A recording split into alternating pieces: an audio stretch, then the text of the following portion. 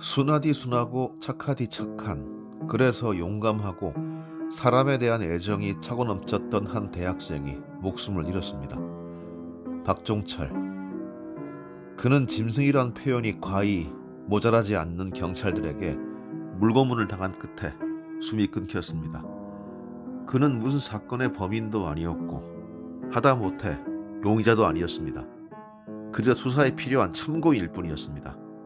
그런 젊은이를 고문을 해서 생똥을 지르게 하는 고통 끝에 세상을 등지게 한 경찰들에게 짐승이란 표현을 붙이는 것은 그다지 무리한 일이 아닐 겁니다.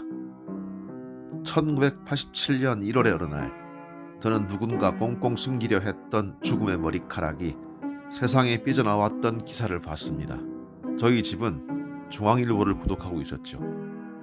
그 제목까지도 선명합니다. 경찰에서 조사받던 대학생 쇼크사. 쇼크사란 단어에 따옴표가 쳐져 있던 게 특이했습니다. 왜 따옴표를 쳤을까? 그 강조 따옴표가 쇼크사란다, 말이 되냐?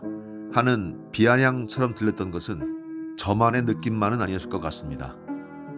박종철의 이름은 그렇게 세상에 등장했습니다. 제대로 장례도 치르지 못한 채 한줌 재가 되어 언강 바닷속으로 무덤도 없이 세찬 눈보라 속으로 노래도 없이 꽃잎처럼 흘러 간 박종철이 말입니다. 그 죽음에 얽힌 이야기는 너무 유명하므로 생략하겠습니다. 오늘은 그의 죽음과 관련돼 제 주위에서 보고 제 귀에 들렸던 사람들의 이야기를 좀 해보겠습니다. 그 첫마디이자 첫사람, 탁친이 억. 그 유명한 말의 주인공 강민창.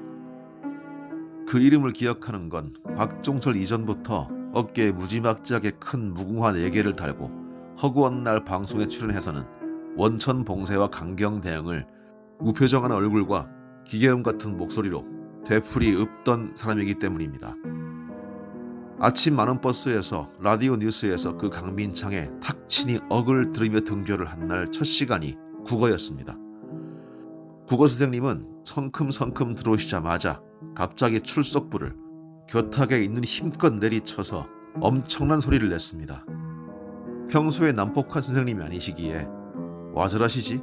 기겁을 하고 쥐죽은도 조용했는데 선생님이 피식 웃으시면서 이런 말씀하셨습니다. 탁 쳤는데 와 억하고 안 죽노? 87년 6월이라는 장강의 불결은 저에게는 무척 괴로운 기간이었습니다. 툭 하면 교통이 마비되고 대중교통이 끊기는 통에 꽤 먼 거리를 하염없이 걸어서 귀가해야 했기 때문입니다. 그러던 어느 날 서면 근처의 한 골목길, 이른바 백골단이 골목 어귀에 버티고 서서 학생 하나를 짓밟으면서 뭔가를 외치고 있었습니다. 놔 이 개새끼야, 빨리 안 와? 기가 질릴 만큼 그 구타는 끔찍했습니다. 사색이 되어 그를 지켜보고 있던 제 눈에 학생이 끌어안고 있던 물건이 포착됐습니다. 눈동자의 초점이 나가고 입에서 피거품이 나올 지경으로 두들겨 맞으면서도 꽉 쥐고 놓지 않고 있던 것은 박종철의 영정이었습니다. 박종철은 누군가를 잡아들이기 위한 참고인일 뿐이었다고 얘기했었죠. 경찰들이 박종철로부터 뽑아내려 했고 박종철이 목숨으로 그를 지키려 했던 그 누군가가 있었습니다. 박종운. 그는 한나라당 지구당 위원장과 경기도 경제단체연합회 사무총장을 지냈습니다. 한나라당 간판 아래 들었다고 해서 박종철을 배신했다고 지레 생각하진 않습니다.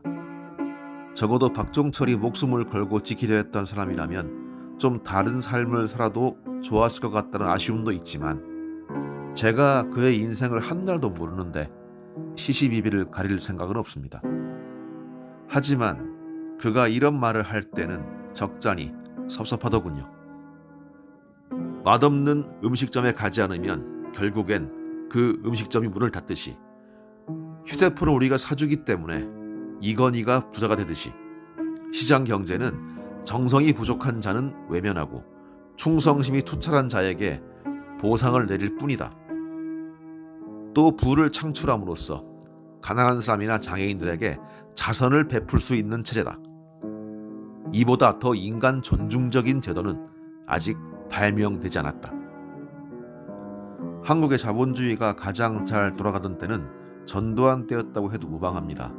이른바 3조 호황이었고 정권 눈밖에만 나지 않으면 기업들이 땅 짚고 헤엄치던 시절이었습니다. 하지만 젊은 날의 박종훈이 그리고 박종철이 분노했던 것은 그 경제 호황을 위해 백지장 같은 얼굴로 세계 최장시간 노동을 감당하고 노조 결성 하나 하자고 일어섰다가 깨지고 짓밟히는 자본주의의 현실이었을 겁니다. 그로부터 35년이 지난 오늘날에도 돈 몇 푼 아끼자고 한겨울에 부실공사를 하다가 아파트가 무너지는 일이 벌어졌습니다. 자본주의를 뒤엎자는 얘기가 아니라 박종철의 선배라면, 박종철이 목숨 걸고 지키려던 선배라면 그는 자본주의의 인간적인 모습에 감탄하기보다는 비인간적인 모습에 더 예민했으면 좋았을 것 같습니다. 더하여 수배 중인 선배를 위해 돈을 긁어 쥐어주던 마음 착한 박종철의 이름을 다음과 같은 식으로는 들먹이지 않았으면 좋겠습니다. 시장 경제를 지키고 북한을 민주화시키는 것이 종서리의 뜻을 올바르게 발전시키는 일이다. 이건 좀 아니지 않을까요? 박종철이 죽은 직후 열린 서울대 추모 집회에서 마스크로 얼굴을 가린 학생들이 침묵 시위를 벌였을 때 박종철의 영정을 들었던 학생 오현규는 용감하게도 맨 얼굴을 드러내고 있습니다. 아마 그에게도 그 영정은 내가 부산 거리에서 마주쳤던 가련한 대학생의 그것만큼이나 소중한 존재였을 겁니다. 오현규 역시 부산에서 한나라당 구의원을 지냈고 그 후 같은 당 국회의원 보좌관을 했다고 들었습니다. 그를 전혀 모르는 입장에서 그가 어떤 당적을 가졌다는 사실로 그를 평가하고 싶지는 않고 그럴 수도 없습니다. 바라는 바는 그저 그가 박종철의 선배 박종훈처럼 말하지는 않았으면 좋겠다는 겁니다. 나아가 더 나이를 먹었을 때 탁 치니 억하고 죽었다고 한 강민창처럼 터무니없이 망가지지는 않았으면 좋겠다는 겁니다. 그들을 위해서가 아니라 박종철을 위해서 말입니다. 생전에 박종철은 동료들에게 종원이 형 얼굴에 먹칠하지 말자고 곧잘 다짐했다고 합니다. 이제 종철이 형 얼굴에 먹칠을 하지 말아야 할 사람은 누구일까요? 그건 그를 기억하는 사람 모두가 될 겁니다. 박종훈과 오현규는 물론이고요. 한나라당이나 새누리당이나 자한당이나 국힘당에 가지 않았다 하더라도 알량한 데모 이력을 팔아 한상 즐기거나 옛날 생각은 깡그리 잊고 그저 내 눈앞만 바라보며 살아가는 우리 모두 말입니다. 그 모두가 박종철 얼굴에 먹칠을 하고 있을 수도 있으니까요.